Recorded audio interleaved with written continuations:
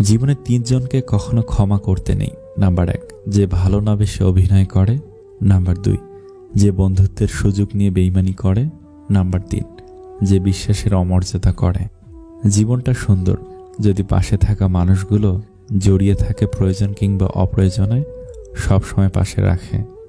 মনের কথা অন্যকে যত কম বলা যায় ততই ভালো। মন বদলায়, কথা ফেরত নেওয়া যায় না। নিজেই যদি নিজের বন্ধু হতে পারো তাহলে আর একা হওয়ার ভয় থাকবে না। ভালো থাকতে যে আমাকে ছেড়ে চলে গেছে, আমি তার খবর রেখে কি করব? কিভাবে হবেন সবার পছন্দের মানুষ? মৃদু হাসুন, কথা বলার সময় ফোন চালাবেন না, কাউকে নিয়ে মাত্রাতিরিক্ত মজা করবেন না, মন দিয়ে কথা শুনে তারপর প্রশ্ন করুন। মায়ের বাঁধনে বাধা পড়ে শুধু কষ্টই পেলাম, সব ছেড়ে গেলেও মায়া ছাড়তে পারেনি। একটা বয়সের পর যখন আমরা ম্যাচিউর হয়ে উঠি তখন নতুন করে কারো কাছে নিজেকে প্রমাণ করার তাগিদ থাকে না। কেউ ভালো বলল কি খারাপ বলল তাতে কিছু এসে যায় না, কারণ ততদিন আমি বুঝে গেছি যে আমার আমিটাই বেস্ট। নারীকে হয় সবটা দিয়ে ভালোবাসো আর না হয় ছেড়ে দাও। কম ভালোবাসা তাদের সহ্য হয় না। কিছু মানুষ সুযোগ বুঝে খুব সুন্দর করে নিজে থেকে বদলে যায় আর পরিস্থিতির দোহাই দিয়ে কেটে পড়ে।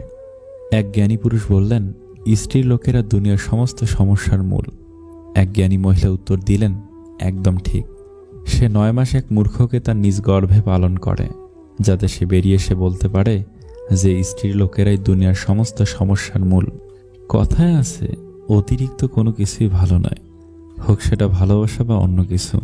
মানসিক শান্তি চাও, কথা কম বলো, রাগ কম দেখাও, কানে কম শোনো, ঝামেলা দেখলে এড়িয়ে চলো, অপমান করলে হেসে চলে এসো, মানুষকে আপন কম ভাবো।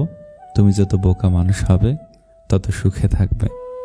কোনো সম্পর্ক টিকে রাখার জন্য কখনো ভিক্ষা চাইবেন না, তা যে কোনো সম্পর্ক হতে পারে। যার ঘাম ঝরানো টাকায় আমরা সুগন্ধি মেখে বেড়াই, তিনি হলেন বাবা।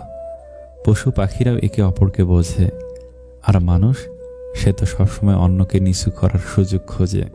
এই পৃথিবীতে লোক বুদ্ধি নিজের কাছে আর ধন অপরের কাছে বেশি আছে বলে মনে করে। এই পৃথিবীতে যেমন ভালো মানুষ আছে তেমন খারাপ মানুষও আছে। ভালো মানুষের মধ্যেও যেমন খারাপ কিছু গুণ থাকে, তেমনি খারাপ মানুষের মধ্যেও কিছু ভালো গুণ আছে। যেমন মন চায় তুমি তেমন জীবন কাটাও, কিন্তু এমন কাজ কখনো করো না যাতে লোকে তোমার মা বাবার দিকে আঙুল ওঠায়। তোমার বাড়ির এবং তোমার বর্তমান পরিস্থিতি যদি তোমাকে মোটিভেট করতে না পারে, তাহলে পৃথিবীর কোনো মোটিভেশনাল স্পিকার তোমাকে মোটিভেট করতে পারবে না। আমাদের বাড়ির এবং আমাদের বর্তমান পরিস্থিতি আমাদের জন্য সবচেয়ে বড় মোটিভেশন। এর থেকে বড় মোটিভেশন আর কিছু হতেই পারে না।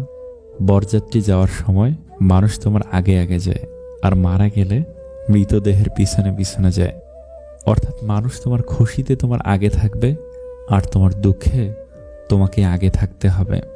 যারা পরিকল্পনা করে জীবনে আসে তারা পরিকল্পনা করে জীবন থেকে চলে যাবে।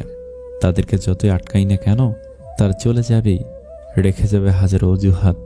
হাতে সময় আছে এটা ভাবাই বোকামি, কারণ কার কতটা সময় আছে সেটা সবারই অজানা। সময়ের দোহাই দিয়ে আমরা বারবার নিজেদেরকেই ঠকাই।